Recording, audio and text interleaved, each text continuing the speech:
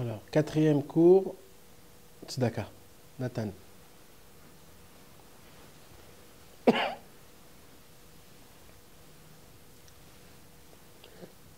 On va parler, Bezrat Hashem, d'un sujet qui nous touche tous. Avant que je parle à ce sujet-là, je voudrais faire une petite intro. Vous savez, une des choses les plus importantes du corps humain, c'est la chose la plus importante, on va appeler ça le sang. Grâce au sang, le corps arrive à prendre sa perfection et de vivre et de mettre de la vitalité dans tous les membres que Akadosh Baruch Hu nous a fait. Grâce au sang, le sang, on va dire, c'est comme l'huile dans une voiture. C'est le corps humain, il peut fonctionner à la merveille. C'est grâce au sang que tous les aliments qu'on mange, ils arrivent à être dispersés et que tous les membres puissent avoir leur vitalité de chaque aliment qu'on mange. Grâce au sang, on arrive à avoir, on va dire, un équilibre dans tout le corps humain. Et ainsi de suite, tout ce qui se passe, toute cette merveille qu'Akadosh Baruch Hu a créée dans le corps humain, en fait, c'est grâce au sang. Le sang, c'est l'essence du corps humain. Il y a des fois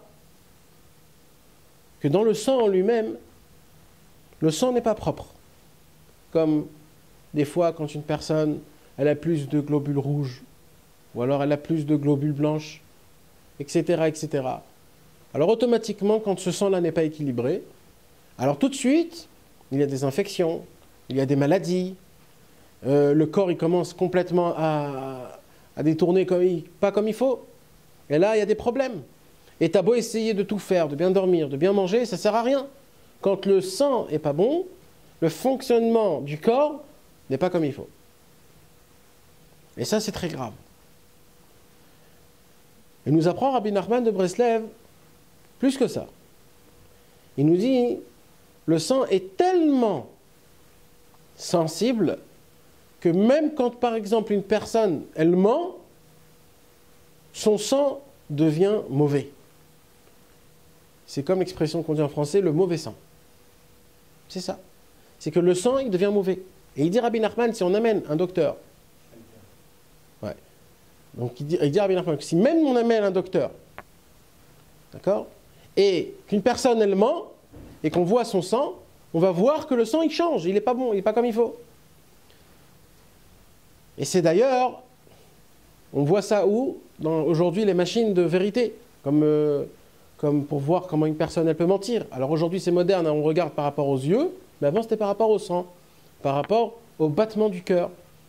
Quand le cœur, il voit que le sang n'est pas comme il faut, il commence à battre plus fort. Donc c'est quand une personne, elle ment, son cœur, il va plus fort. Parce que le sang n'est pas bon. Et quand le sang n'est pas bon, et ce qui diffuse dans tout le corps, c'est du pas bon, du mauvais. Mais ce qui est de beau dans la Torah, c'est que tout se regroupe. En hébreu, on dit le sang d'âme. En pluriel, on dit damim. Maintenant, vous savez comment on appelle l'argent en hébreu? Alors, il y a le mot kesef, c'est l'hébreu, c'est comment ça s'appelle? Mais l'argent lui-même, on appelle ça damim. Exactement pareil comme le sang. Donc, en fait, il y a un lien énorme entre notre sang à nous et entre l'argent. On va un peu expliquer comme quoi l'argent, c'est un petit peu comme le sang dans le corps humain. Pourquoi? Parce que, qu'est-ce qui fait le sang? Le sang, il prend un petit peu du cerveau et il donne aux pieds. Il prend un petit peu de la main et il donne aux jambes. Il prend un petit peu des intestins et il met à droite et il met à gauche. En fait, le sang, c'est comme un train qui prend le meilleur de là où il faut et il donne là où il faut être. En fait, c'est un chemin, il donne à ce qu'il faut donner.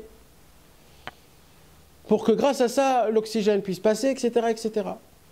Dans ce monde-ci, on voit que quand une personne a besoin de quelque chose, sa monnaie d'échange, c'est quoi? C'est l'argent.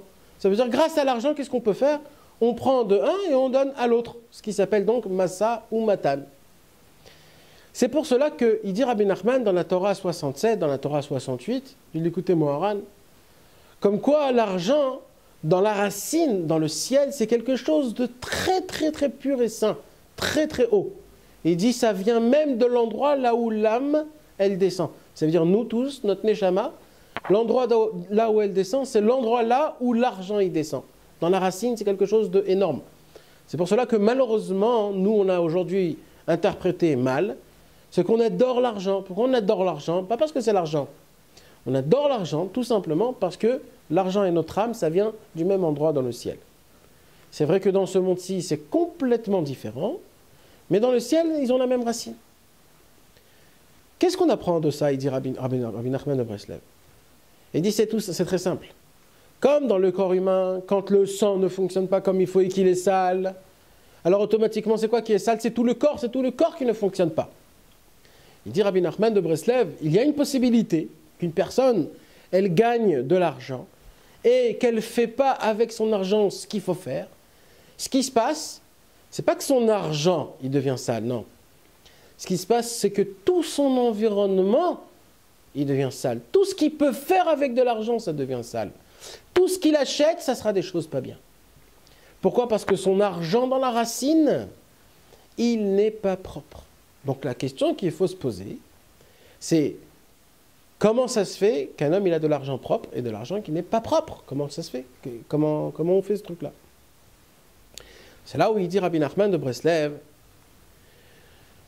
que d'abord la chose la plus importante au monde à savoir, c'est que l'argent que Akadosh Baruch Hu il te donne par mérite, pas parce que tu as travaillé, c'est de l'argent qui appartient à Hachem. Tout l'argent que Akadosh Baruch Hu te donne, c'est pas ton argent, c'est l'argent de Dieu. Dieu, qu'est-ce qu'il fait? Il te le donne au cas où. Si tu as besoin de faire quelque chose, tu peux prendre, etc., etc. Mais sache que cet argent ne t'appartient pas. Ça veut dire quoi que cet argent ne t'appartient pas? Il y a ce qu'on appelle aujourd'hui une maladie. C'est quoi la maladie? C'est qu'on croit que l'argent nous appartient. Ça veut dire quoi? Ça veut dire que si j'ai de l'argent, je me permets de faire avec ce que j'ai envie. Ça, c'est interdit, mes amis. Oui, c'est interdit. L'argent n'est pas fait pour combler mes manques, mes envies, mes désirs et mes plaisirs. C'est pas fait pour ça. L'argent est venu juste comme moyen pour prendre ce que j'ai besoin. Tout ce que j'ai besoin de nécessiteux, je le prends. De quoi manger, de quoi m'habiller, de quoi y aller à droite à gauche. Mais plus que ça, tu n'as pas besoin. Alors, si c'est ça, un homme qui a beaucoup d'argent, qu'est-ce qu'il doit faire avec? Un homme qui a beaucoup d'argent, il doit l'éparpiller et le donner dans le monde, à droite à gauche, aux personnes où ils ont besoin. Maintenant, il dit Rabbi Nachman, qu'est-ce qui se passe quand un homme ne donne pas son argent pour aider son prochain? Qu'est-ce qui se passe? C'est l'argent qui se salit. Pourquoi? Parce que la personne, elle croit que l'argent lui appartient. Et c'est un manque de Emouna. Pourquoi? Parce qu'il croit que, pourquoi je vais éparpiller mon argent? Peut-être demain j'en aurai besoin, ou après-demain, ou le mois prochain. Je sais que c'est un peu dur ce que je suis en train de vous expliquer. Mais d'après la logique, c'est hyper simple. Vous savez qu'il y a comme on appelle la halachot de Maaser. C'est quoi la halachot de Maaser? La halachot de Maaser, c'est qu'Akadosh Baruch Hu, il te dit, moi ce que je te demande, c'est sur ta paye que tu gagnes, sur tout argent qui rentre, il y a 10%, que ces 10%-là, ils ne sont pas du tout à toi, tu dois me les rendre. Tu dois me les rendre. Cet argent, tu dois me le rendre tout de suite. Dans tous les cas. Donc nous, on doit faire quoi? Avec notre paye, on doit donner les 10%. Mais il y a maintenant des gens qui ont cru comprendre que le fait est que je donne 10%, c'est ça, la tzedaka. Mais ça, en fait, c'est une taout énorme. C'est une erreur exceptionnelle. C'est une erreur diabolique. Le maaser, c'est le maaser. Ça, c'est une chose. Cet argent-là ne nous appartient pas du tout. Ça, à Dieu, il faut lui rendre. Par contre, après que tu as donné le maaser, après que tu as donné le 10%, là, il faut que tu commences à voir à droite à gauche pour donner de la tzedaka. Il ne faut pas attendre qu'une personne, elle vient, elle te tende la main. Il faut que toi-même, tu ailles voir à droite à gauche pour donner à chacun ce qu'il a besoin, son besoin. Je vais même vous dire quelque chose qui fait peur. Vous savez pourquoi Kadosh Baruch Hu a décidé que c'est Avram Avinu qui soit le premier juif dans le monde? C'est pour une seule raison. C'est parce qu'il a vu que Avraham Avinu, il court après la tzedaka. Il va chercher les gens nécessiteux. Il va les aider. Il va aller à droite, à gauche pour voir s'il y a un manque chez quelqu'un, il va le combler. Akadosh Baruch Hu, il a dit, un homme comme ça, qui cherche à donner, qui cherche à essayer de faire du bien à droite, à gauche, à essayer, comme on dit, l'agdil Shalom baolam, que le monde soit rempli de paix et d'amour dans le monde, en essayant d'aider, en essayant de combler des manques, ras shalom, de chacun. Quand une personne, elle fait ça, Kadosh Baruch Hu, il a dit, c'est donc Avraham Avinu qui le fait le plus grand, ce sera lui le premier juif dans le monde. Les gens, ils vont apprendre de lui comme quoi, si j'ai décidé qu'Avraham, ça sera le premier juif dans le monde, ça passera par le chesed, par la tzedaka. Malheureusement, que Dieu nous en préserve, tout ce qu'il y a dans la matérialité, il y a dans la spiritualité. Il y a ce qu'on appelle, chas shalom, quelqu'un qui a du mauvais sens en spiritualité. C'est quoi le mauvais sens en spiritualité? C'est que cet homme-là, il est déformé. Maintenant, comment, pourquoi, je ne sais pas, mais il est déformé. C'est à cause de quoi? À cause des péchés. Chaque péché qu'un homme y fait, il détruit son sens spirituel. Il le détruit. Et comme on a dit que le sens, c'est ça qui, en fait, qui fait que le corps il puisse être stable, alors cet homme-là n'est pas stable. Et là, d'où là où il vient, où des fois je suis bien, des fois je ne suis pas bien, des fois je fais Shabbat, des fois je ne fais pas Shabbat, j'arrive à étudier, j'arrive pas à étudier, je me réveille à cette heure-ci. On n'est jamais stable dans rien. C'est quoi cette stabilité? Stabilité, c'est quand le mauvais sens spirituel fonctionne. Je n'ai pas de stabilité, je ne suis pas comme il faut. Et ça, c'est un problème. Il dit Rabbi Nachman de Breslev, comment on veut arranger cette maladie du sens spirituel pour que les choses puissent être normales, bien comme il faut. Il dit Rabbi Nachman, la chose la plus qui ressemble dans le monde au sang, c'est l'argent. Comme le sang, c'est essentiel au corps, alors l'argent, c'est essentiel pour pouvoir vivre. Je parle en matérialité. Donc il dit Rabbi Nachman de Breslev, quand une personne, elle donne de son argent à quelqu'un d'autre, c'est comme si il donnait son sang à quelqu'un d'autre. Et grâce à ça, il répare son sang. Son sang, il redevient comme il faut et stable. Il dit Rabbi Nachman de Breslev, malheureusement, il y a des gens aujourd'hui qui se rendent quittes en donnant un petit peu d'argent, en donnant une petite pièce, ou alors en disant j'ai déjà donné, ou alors en se disant que grâce à j'ai donné il y a longtemps, ou alors je t'ai déjà donné une fois. Il y a plein, le Yetzer Hara, il a 1 milliard d'excuses à nous donner pour ne pas donner la tzedaka. C'est marrant que quand nous on veut faire une ta'ava, on n'a aucune excuse. On le fait et on ne se pose pas de questions. Par contre, quand on veut donner de la tzedaka, là d'un coup on devient le plus grand tzaddik et le plus grand mahmir. Est-ce qu'il a besoin ou il n'a pas besoin? Si un homme il saurait vraiment ce que fait la tzedaka à sa propre nejama, jamais il aurait refusé une tzedaka, et ce ne sera pas en petite quantité qu'il aurait donné. Ce sera en grande quantité. Plus tu donnes, il dit Rabbi Nachman de Breslev, la tzedaka c'est un passe-partout. Dans les endroits où les portes sont les plus fermées au monde, qu'on ne peut pas les ouvrir, la tzedaka les ouvre. La tzedaka peut enlever tous les décrets du monde. La tzedaka fait son effet tant que la tzedaka c'est une tzedaka. Alors un jour, moi je me suis posé une question, normalement, si c'est ça, il faudrait toute la journée de faire que de donner des tzedakot, en fait. Puisque tout le temps j'ai besoin des ouvertures. J'arrive pas à étudier, il faut que je donne de la tzedaka pour ça. J'arrive pas à prier, il faut que je donne de la tzedaka pour ça. Je veux me réveiller à Chatzot, il faut que je donne de la tzedaka pour ça. Et ainsi de suite, sur chaque chose, pour le shlom bayit, pour les enfants, pour tout. Puisque la tzedaka, elle fonctionne par rapport au temps qu'elle a besoin. Par exemple, un pauvre a besoin de manger quelque chose. Alors qu'est-ce que tu fais? Tu lui donnes à manger. Tout ce temps-là qu'il a mangé et qu'il a été rassasié, le fonctionnement de la tzedaka dans le ciel va fonctionner par rapport à ce temps-là qu'il a fait. Alors moi un jour, on a pensé, et je me suis dit, il faudrait trouver quelque chose que tu donnes la tzedaka, et en donnant cette tzedaka-là, elle va faire elle-même encore de la tzedaka. Et ça ne s'arrêtera plus jamais, comme une pyramide. Comment faire ça?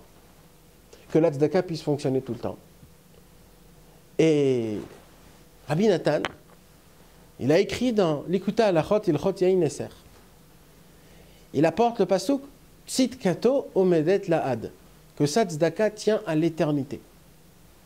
Rabbi Nathan pose la question, donc c'est quoi cette tzedaka-là qu'elle puisse tenir jusqu'à la fin de tous les temps? Et là, il dit Rabbi Nathan quelque chose d'énorme. Il dit, vous savez, c'est quoi la nécessité la plus grande au monde? La nécessité la plus grande au monde, c'est la nécessité de l'âme. Quand une personne, elle tombe dans les péchés et qu'il devient un animal spirituel.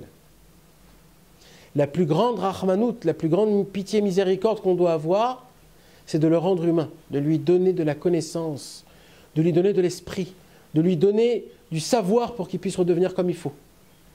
Et ça, comment on le fait? En diffusant de la connaissance. En diffusant la connaissance de la Torah, et le plus encore du tzaddik, parce que le tzaddik, c'est qui? Rabbi Nachman de Breslev est descendu que pour ça, pour nous rendre des animaux à des hommes. Et il dit, Rabbi Nathan, ouvertement, il écrit noir sur blanc, la tzedaka la plus grande au monde, c'est quoi? C'est quand un homme, il donne pour faire diffuser la Torah du tzaddik dans le monde en entier. Parce que ça, c'est une tzedaka qui ne s'arrêterait jamais. Pourquoi? Parce que si c'est un livre, ce livre, il va rester un livre tout le temps. Le monde en entier, toutes les personnes qui vont voir ce livre vont le lire. Et à chaque fois qu'ils vont lire, ça sera lui grâce au premier qu'il a donné. Aujourd'hui, avec le 2016 et la modernisation qu'il y a dans le monde, dans les cours d'internet ou les choses comme ça, pareil. Il suffit que tu mets un seul cours, et ce cours-là, il va être vu des centaines de fois tout le temps. Tu peux dormir la nuit, et pendant ce temps-là, il y a quelqu'un qui est en train de regarder le cours de Torah que cette personne a donné, et grâce à ça, il a tout changé. Donc imaginez-vous, combien ça peut aider ces choses-là. Maintenant, c'est sûr que même si on donne autre part, etc., ça fait son fonctionnement. Mais comme nous, on est des gens tellement malades, on a besoin d'une pulsion très forte. On a besoin de donner de la tzedaka, que ça fait un choc dans la neshama. Et ça, pour ça, il faut essayer de donner dans les endroits où c'est multiplié par milliards. Avec tout ce qui se passe dans ce monde, avec l'Internet, avec l'impression des livres, avec des cours de Torah qui puissent être vus dans le monde, etc. Et c'est que comme ça que ça fonctionne. Et ça, c'est vraiment la tzedaka la plus grande et la plus haute qui puisse exister. Il n'y a pas plus haut que ça comme tzedaka. Il n'y a pas. Parce que le problème, c'est quoi? C'est que les gens, ils ont plus de pitié pour le corps que pour l'âme. Alors quand un homme, il vient, il est pauvre, ou alors ses enfants, ils n'ont pas de quoi s'habiller, ou alors sa femme, elle est malade, ou un truc comme ça. Alors nous, automatiquement, quand une personne, elle est nécessiteuse dans notre corps, dans ce monde-ci, et qu'il a des manques dans ce monde,